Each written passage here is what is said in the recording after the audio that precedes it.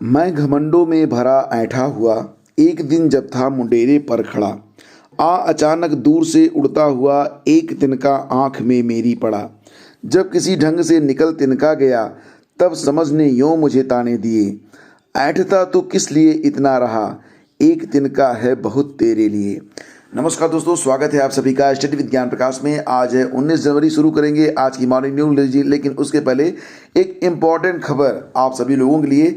High security registration plate के बारे में, अगर आपने अभी तक अपने 2 व्हीलर 4 व्हीलर के लिए हाई सिक्योरिटी रजिस्ट्रेशन प्लेट के लिए बुक नहीं किया है अपॉइंटमेंट, तो मैं आपको बता दूं कि आप बहुत आसानी से इस प्लेट को ले सकते हैं। आपको जाना है www.siam.in पर। यहाँ पर आपको जो है बुक HSRP पर क्लिक करना है। इसके बाद कुछ फीस देनी है, आपको कुछ जानकारियाँ अवेलेबल करवानी है और इस नंबर प्लेट को आप अपने डीलर या फिर अपने होम एड्रेस पर डिलीवर करवा सकते हैं।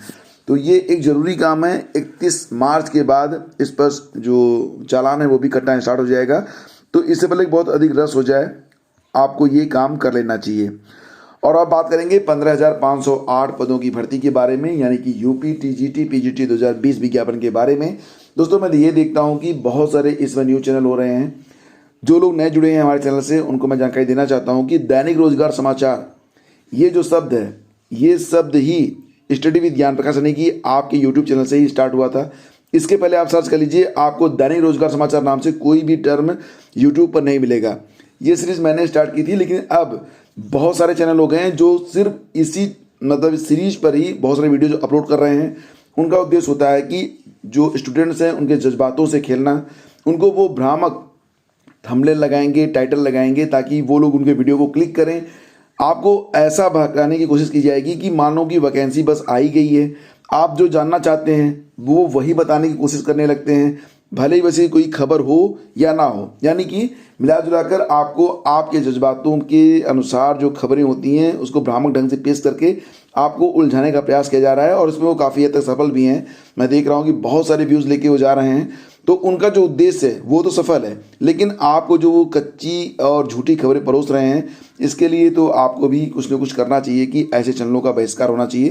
फिलहाल फ्रेंड्स, आपको बता दें कि 15,508 पदों की भर्ती पर 2 महीने बीत चुके हैं और अभी तक कोई भी संशोधन होकर नहीं आया है। शुरुआत में जब ये विज्ञापन एक बार आया था, आवेदन हुए थे, उसके बाद जब विज्ञापन को हटाया गया तो ये लग रहा था कि एक सप्ताह के अंदर जो रिवाइज्ड इसका नोटिफिकेशन होगा, जारी हो जाएगा। और ये जो विज्ञापन था, इसको हटाने के पीछे 3 कारण थे। पहले तो ये था कि कुछ पदों को रिवाइज करना था।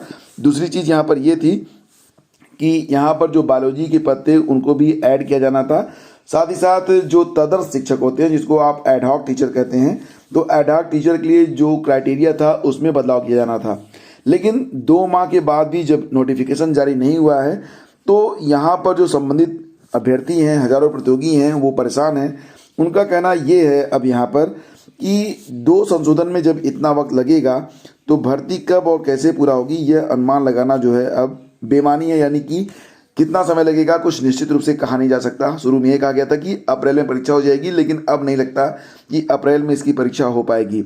प्रदेश के 4,000 से अधिक अशासकीय सहायता प्राप्त यानी कि एडेड माध्यमिक कॉलेजों में प्रवक्ता और प्रशिक्षित स्नातक शिक्षक के रिक्त पद बड़ी संख्या में खाली हैं। 2019 में पहली बार चयन बोर्ड ने सभी जिलों से ऑनलाइन आवेदन लिए थे।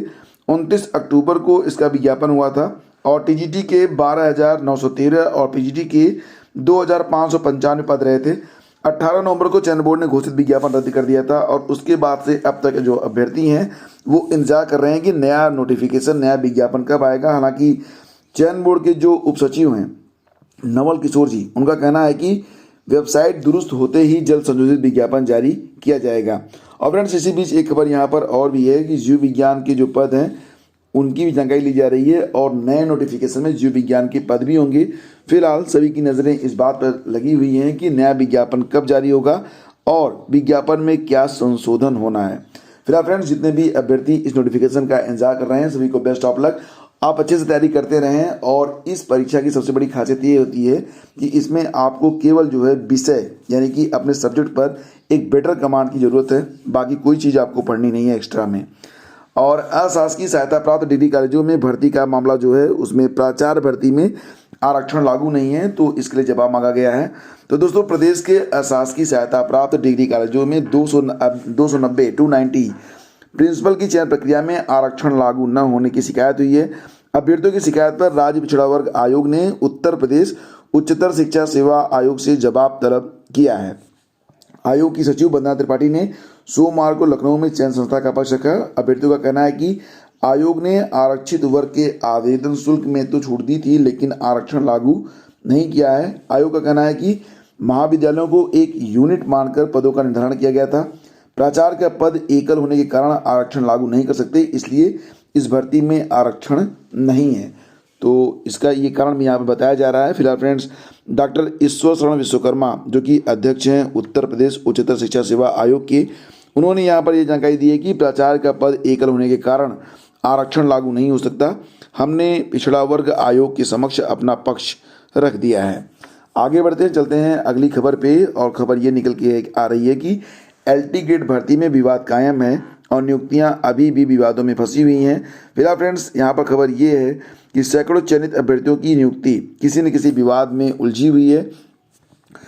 यूपीपीएससी ने LT ग्रेड शिक्षक भर्ती परीक्षा 2018 के तहत 15 विषयों में से 10,768 पदों की भर्ती निकाली थी। दिसंबर 2019 तक 13 विषयों के तहत 7,481 पद का परिणाम जारी हुआ, तो 4,243 अभ्यर्थी ही सफल हुए। सशर्त चयनितों की जो संख्या थी वो 926 है। उनकी फाइल आयोग निस्तारित नहीं करा पाया है और आयु सीमा अधिक होने के कारण 40 अनुसूचित जनजाति के प्रमाण पत्र का सत्यापन न होने के कारण लगभग 50 फाइलें रुकी हैं। इसके अलावा कला विषय में डिग्री का विवाद का निस्तारण नहीं हुआ, यानी कि तमाम विवाद ऐसे हैं जिसका निस्तारण अभी तक आयोग नहीं करवा सका है, और इसकी वजह से बहुत सारे अभ्यर्थी ऐसे हैं जो कि परीक्षा में सफल हैं, उनको नियुक्ति मिलनी चाहिए, लेकिन कुछ विवादों के कारण उनको नियुक्ति अभी नहीं मिल पाई है। और ये नियुक्ति कब तक मिलेगी, फिलहाल एक इंतजार और एक विचार का मैटर है ये। चुनाव की तारीखों में बदलाव होगा या नहीं होगा, चुनाव की तारीखें जब तक घोषित नहीं होती हैं तब तक उत्तर प्रदेश की समस्त परीक्षाएं लाइक एज, अगर आप यूपी SSSC पेट के बारे में बात कर लें या फिर यूपी बोर्ड की परीक्षाओं के बारे में बात कर लें या फिर कोई भी परीक्षा हो, जब तक पंचायत चुनाव की तारीखें डिक्लेयर नहीं होती हैं तब तक कुछ भी स्पष्ट रूप से कह पाना यहाँ पर मुश्किल है। UPTET के बारे में भी यही कह सकते हैं कि जब तक पंचायत चुनाव की डेट्स नहीं आती हैं क्लियर कट, तब तक UPTET हो या फिर यूपी SSSC पेट की परीक्षा हो या फिर अन्य परीक्षाएं हैं, यूपी बोर्ड की ही परीक्षाएं हो, तो उसमें जो है अभी डेट्स क्लियर नहीं हो पा रही हैं। फिलहाल दोस्तों, पंचायत चुनाव का कार्यक्रम घोषित न होने के कारण यूपी बोर्ड की हाई स्कूल और इंटरमीडिएट की परीक्षा तिथियां भी घोषित नहीं हो पा रही हैं। बोर्ड ने 1 महीने पहले ही टाइम टेबल का प्रस्ताव शासन को भेजा था। उप मुख्यमंत्री और माध्यमिक शिक्षा मंत्री डॉक्टर दिनेश शर्मा ने CBSE का परीक्षा कार्यक्रम घोषित होने के बाद यूपी बोर्ड की तारीखें जारी करने की बात कही थी, लेकिन 31 दिसंबर को CBSE का टाइम टेबल घोषित जारी होने के बाद भी 18 दिन बीत चुके हैं और यूपी बोर्ड के 10वीं बारहवीं के 56 लाख से अधिक छात्र छात्राओं को परीक्षा तिथियों का इंतजार है। तो ये चीज़ें अभी तक क्लियर नहीं हो पाई हैं। और फ्रेंड्स, अब आपको पुनः याद दिला दें कि अगर आपने अभी तक दिसंबर माह का जो करंट अफेयर है उसकी पूरी PDF को आपने परचेज नहीं किया है, तो ये PDF अभी भी आप परचेज कर सकते हैं। लिंक आपको दिया गया है वीडियो के डिस्क्रिप्शन में। Thank you so much. मिलते हैं आपसे अगले वीडियो में। आज्ञा दीजिए। नमस्कार। जय हिंद। पढ़ते रहिए, खुश रहिए।